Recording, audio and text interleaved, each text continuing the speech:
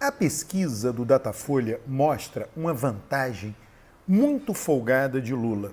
O que você acha que eu penso sobre isso? Eu penso o que eu já vinha pensando desde o ano passado, desde junho do ano passado.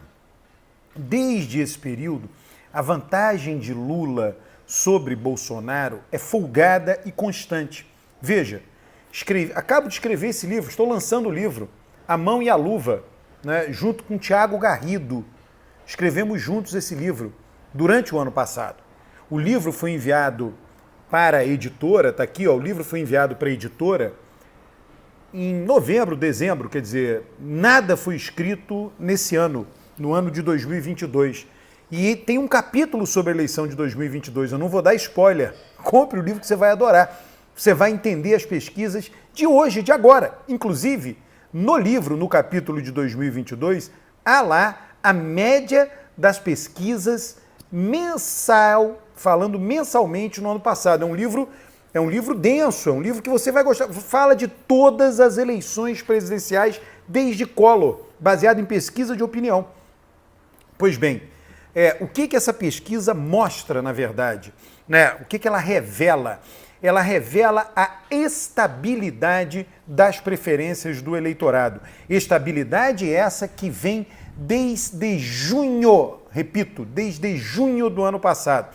O que ocorreu em 2021? Em março, o ministro Fachin anulou todas as condenações de Lula, enfim, teve lá a maneira lá jurídica de ele anular, depois Sérgio Moro foi considerado suspeito, mas o que importa é que a partir de março, o que aconteceu? Lula foi habilitado a concorrer a presidente. E aí, lentamente, o eleitorado se deu conta da candidatura de Lula. Então, a média das pesquisas, vira e mexe, eu publico no meu Twitter. Entre no meu Twitter, procure Alberto Carlos Almeida, você vai me encontrar no Twitter. O meu endereço Twitter é @AlbertoCAlmeida, tudo junto. Você vai encontrar lá no Twitter o fio dos fios.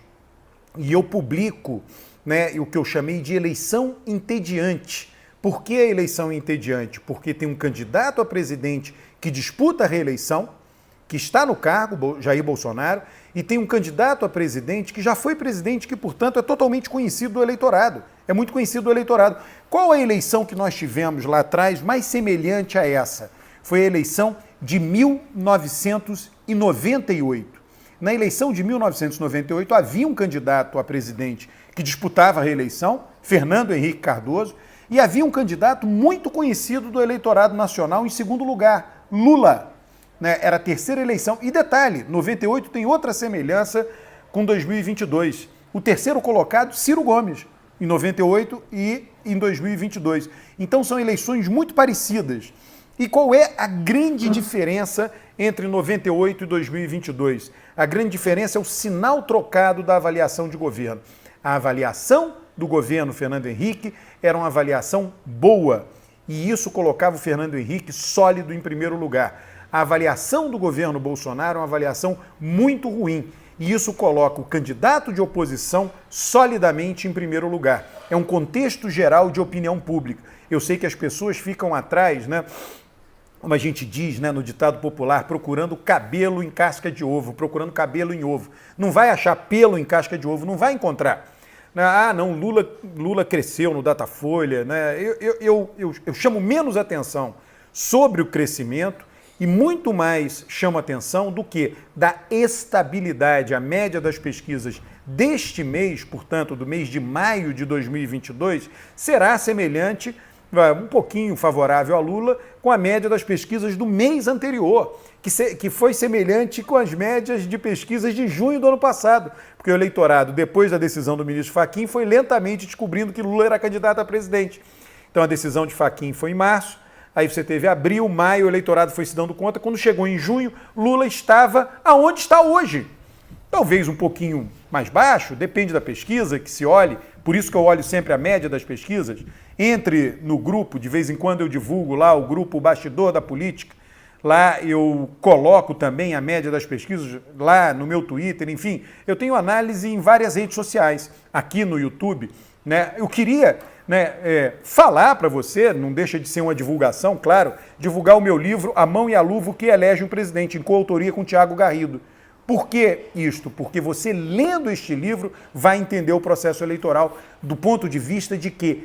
Do ponto de vista da opinião pública. O livro é um livro de opinião pública e da interação que a opinião pública tem, como ela é influenciada e condicionada pelo contexto do país no ano eleitoral, no ano anterior à eleição. A única eleição presidencial na qual houve uma virada abrupta foi a eleição de 1994, que até o 1º de julho de 94, o contexto era um contexto de mudança. Lula liderava com folga aquela corrida presidencial. Quando chega em julho, troca a moeda, troca o papel moeda, Fernando Henrique ultrapassa Lula. A partir de julho ali, Fernando Henrique ultrapassa. No livro a gente aborda isso. Nós descobrimos uma fala do Fernando Henrique, no livro Presidente Segundo o Sociólogo, do Roberto Pompeu Toledo, que o Fernando Henrique diz o seguinte: quando ele foi a um comício no interior da Bahia, as pessoas levantavam as cédulas de real e diziam: está valendo mais do que o dólar. Na verdade, o grande santinho de campanha, o grande panfleto daquela campanha eleitoral foi o papel moeda, foi a cédula do real, que inclusive tinha assinatura de Fernando Henrique, porque era a assinatura do ex-ministro de quando Fernando Henrique era ministro da Fazenda. Aquilo fez com que a eleição virasse na reta final da eleição. Eu acho impossível essa eleição desse ano virar. Impossível não é, vamos dizer assim, nada é impossível, Mas é muito difícil, precisa que ocorra uma melhora significativa da situação econômica do país, o que não está no horizonte. Entre no meu Twitter, insisto, você verá ontem, eu publiquei isso ontem, um gráfico da inflação de alimentos. O gráfico faz assim, ela está alta, cai e sobe de novo. Ela cai quando? Ano passado, no segundo semestre, até o final do ano. Então a inflação de alimentos cai até dezembro. Quando chega a partir de janeiro, fevereiro, ela volta a subir e está subindo agora. Você consegue explicar o fortalecimento eleitoral de Bolsonaro pela queda da inflação de alimentos. E consegue agora explicar o fortalecimento eleitoral de Lula pelo aumento da inflação de alimentos. Inflação de alimentos essa que está aqui no livro. Está aqui em 2013 com muito destaque. Porque o livro, para quem for ler, ensina a olhar o que é importante no ano de eleição presidencial. E eu estou trazendo exatamente isto neste vídeo. Estou sugerindo que você olhe o que tem de importante no ano de eleição presidencial. E a inflação de alimentos é importante. Não é importante só no ano da eleição, ela fica particularmente mais importante no ano de eleição presidencial. E é o que nós estamos vendo agora. Bolsonaro com muita dificuldade, agora nós temos a inflação também dos combustíveis, da energia, de um modo geral. E ela tem impacto em todas as outras, a inflação está totalmente disseminada na cadeia produtiva, Ela atinge toda a cadeia produtiva. Às vezes você tem uma inflação que está circunscrita a determinados setores da economia. A nossa inflação não está. E isso é altamente prejudicial para Bolsonaro. E isso vai bater nas pesquisas.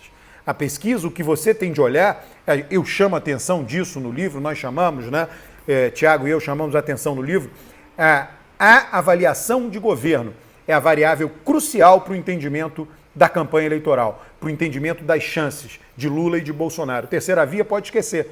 Simone Tebet pode esquecer, nem sei se ela vai ser candidata, pode ser que desista, abra mão da candidatura. Justificativa tem, não cresce, não acontece nada, não vai crescer.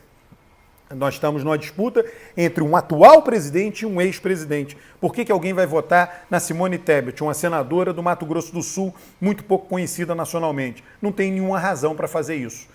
Já está aí o que tem de oferta de ideologias, uma oferta ideologia de direita, Bolsonaro, outra oferta ideologia de esquerda, Lula. Simone Tebet não tem nenhuma ideologia alternativa para ofertar com relação a essas duas.